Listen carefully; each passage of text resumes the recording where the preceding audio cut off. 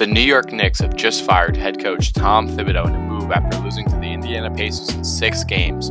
This move comes after the Knicks' best season in many years. Thibodeau came to New York when they had absolute coaching carousel, and at the helm was a different coach every year. He took New York under a steady hand to the playoffs 4 times in 5 years, bounced out in the first round once, 2 second-round exits, and now a conference finals exit, the Knicks' best team of the 2000s. This move comes as many teams are constantly changing hands at the top, like Denver, Phoenix, Memphis, and many more are changing hands, and the Knicks are following suit.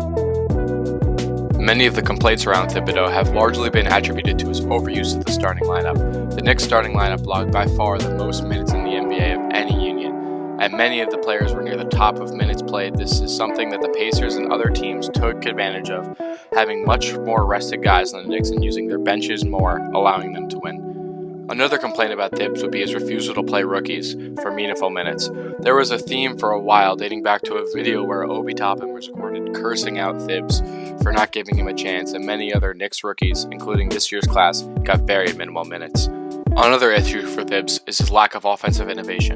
The Knicks ran a lot of iso ball with Brunson and Cat, and while that works if the defense behind them is good enough, it's not enough if the defense, which Thibs is known for, can't cover them on the back end.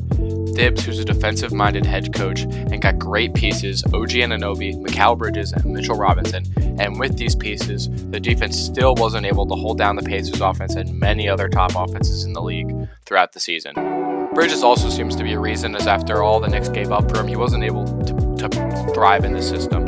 He wasn't able to be at his best on either side of the ball, largely due to have to overhelp on defense and not getting plays drawn up for him on offense.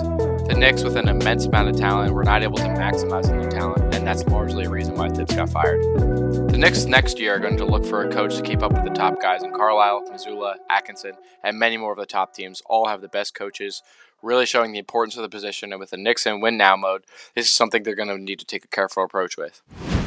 A few options the Knicks can look forward to replacing Thibs would be former Knicks assistant and former Cavs assistant Johnny Bryant. Johnny Bryant, who might be getting the Phoenix job, joined Cleveland staff this year and allowed them to have their best year since LeBron was on the team, with a team that could be already top candidate for someone. They know his talents well. He worked for the Knicks in the past, and I think that's something that, if they're not going to look for experience, I think they look for not an internal hire because he went to the Cavs this season, but very similar.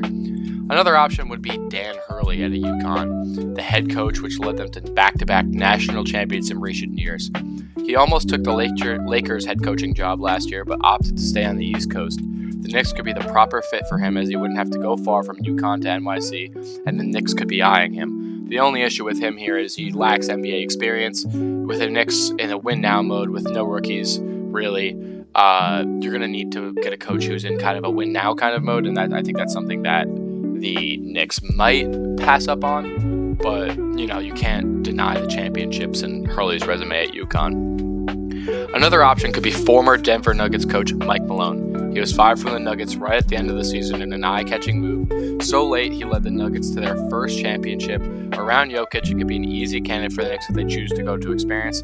I think with the Denver job, he kind of lost the locker room with Jokic. I think that's why he got fired so late in the season, which was just a jaw-dropping move. But he's a champion, a very recent champion. I think that might be someone who the Knicks look into if they want to get experience. Another guy for experience would be Taylor Jenkins from the Memphis Grizzlies.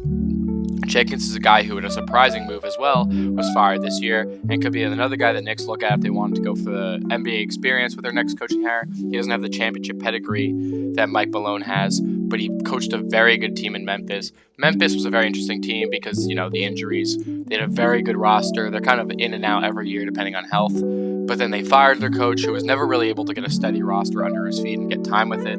I think if you give him the Knicks job, I think you could give him some opportunity there, and I think that's something he could really take advantage of.